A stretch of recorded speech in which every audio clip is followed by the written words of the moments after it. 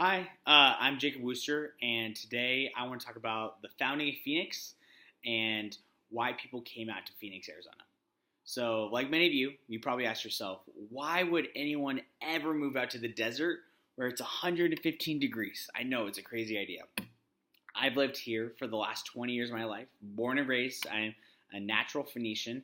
I am proud to be from Phoenix, Arizona, but I began asking myself, why would anyone ever want to come out here and live out here? And so that got me to thinking of the first people to come out here. And there's a couple points I want to go over. And one of the points is why the first people to come out here and why they would come out here. And the second point I kind of want to go over is how Phoenix transitioned from those original roots into the Phoenix that we know today and that we see today. So the first thing I kind of want to talk about is Phoenix, how it got established, the first people to come out here, and stuff like that. And I think a really cool thing is to always dive into the name of why it's called Phoenix.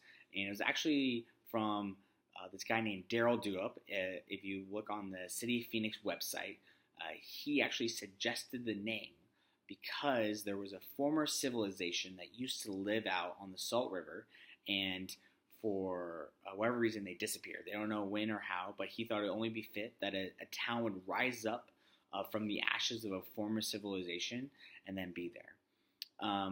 Phoenix was established in the 1870s early on. 1868 to 1870s is when the first people came out to Phoenix, Arizona. And that was primarily because of the cheap land that was available, and it was also right after the Civil War as well. People were sort of relocating and sort of getting back to reestablishing it. A lot of the reasons that people first came out to Phoenix was actually for agriculture. There was a lot of land for them to use and to farm. It was really hard and really rough because there was a lack of water and there wasn't a whole lot. But Phoenix population really stayed down and didn't go up a whole lot for decades. And that was because of the lack of water, and there wasn't a whole lot available for people to irrigate. Now that all changed in the 1900s. In 1901, Theodore Roosevelt actually made a Reclamation Act, which allowed for people to create dams and stuff like that in their cities and states. Phoenix created the Theodore Roosevelt Dam, which was the first ever dam in the United States to actually help irrigation and also create power as well.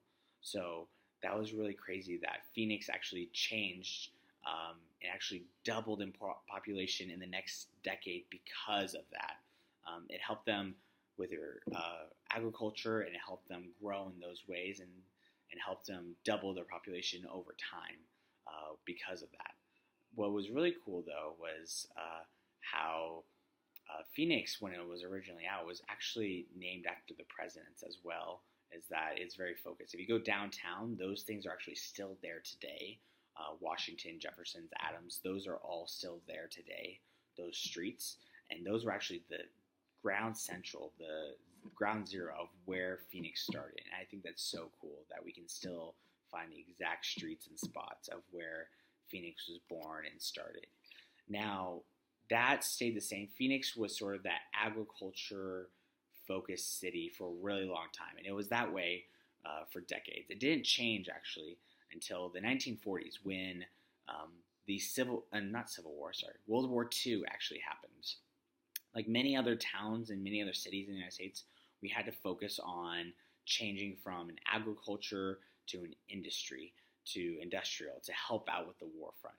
So many things in Phoenix, Arizona changed from agriculture to industrial to distribution to help out with the war front.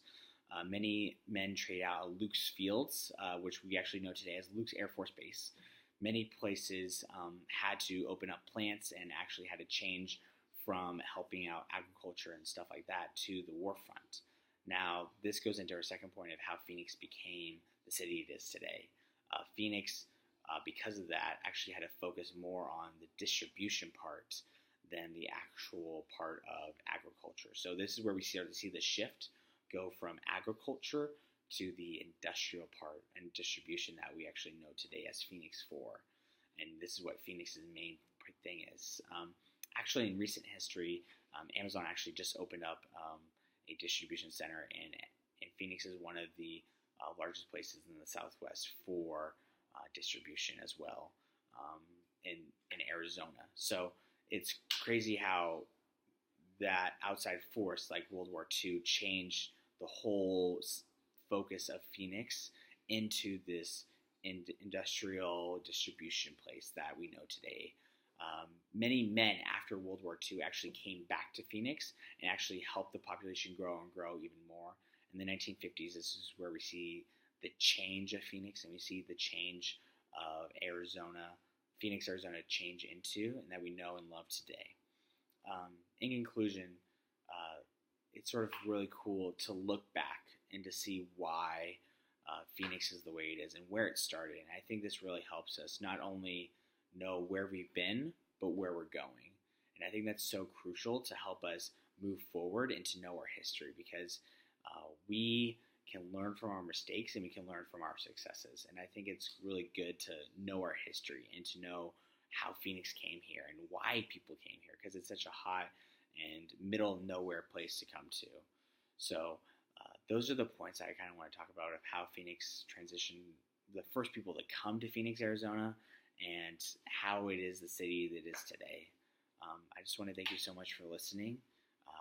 Have a great day. Bye.